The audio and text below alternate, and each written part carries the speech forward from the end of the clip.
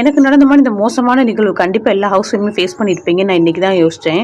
So இன்னைக்கு என்னன்னு பார்த்தீங்கன்னா, நாங்க டிமார்ட் போயிருந்தோம். எனக்கு டெலிவரிக்கு இன்னும் 1 வீக் தான் இருக்குன்றனால, ஸோ கிராசரி கொஞ்சம் பல்கா வாங்கி வச்சுக்குவோம். ஏன்னா ஆல்ரெடி கிராசரி ஃபில் பண்ணி தான் வச்சிருப்பேன் எப்பவுமே அடிஷ்னலா. ஸோ சம் ஐட்டம்ஸ் மட்டும் இந்த ஆயில் எல்லாமே 2 லிட்டர் 1 லிட்டர் தான் இருந்துச்சு. ஏன்னா நான் டெலிவரிக்கு அப்புறம் ஹஸ்பண்ட் ஊர்ல இருப்பாங்க. அம்மா ஒரு ஆளா போய் சிங்கிளா எல்லாத்தையும் அலைய முடியாது தம்பி யோசிச்சுன்னு சொல்லிட்டு பல்கா வாங்கி கொடுத்துருவோம்னு சொல்லிட்டு பட் ஒரு 2.5 தான் பிளான் போட்டு போனேன் பட்ஜெட்டே. ஏன்னா எல்லா ஐட்டம் இருக்குல்ல, சம் ஐட்டம் மட்டும் இல்லைன்றனா அது மட்டும் வாங்கிக்கலாம். ஏன்னா தம்பிக்கு கொஞ்சம் ஹார்லிக்ஸ் இறக்க வேண்டியது இருந்துச்சு. அதுக்கு என்ன இது மட்டும் தான் பிளான் பண்ணி போனேன். என் வீட்டுக்கார கொஞ்சம் ட்ரெஸ் எடுக்கணும்ன்றாரு. சரி வேலை பார்க்குற மனுஷன் பாவம் 2 ட்ராக் பண்ணிட்டு தானே கேட்குறாரு, எடுத்துக்கோங்கன்னு அவரே எடுக்க சொல்லிட்டேன். சரி எப்படி பார்த்தாலும் ஒரு 1000 ரூபாய் 1500 எக்ஸ்ட்ரா வரும் அப்படின்னு நினச்சி போனோம்.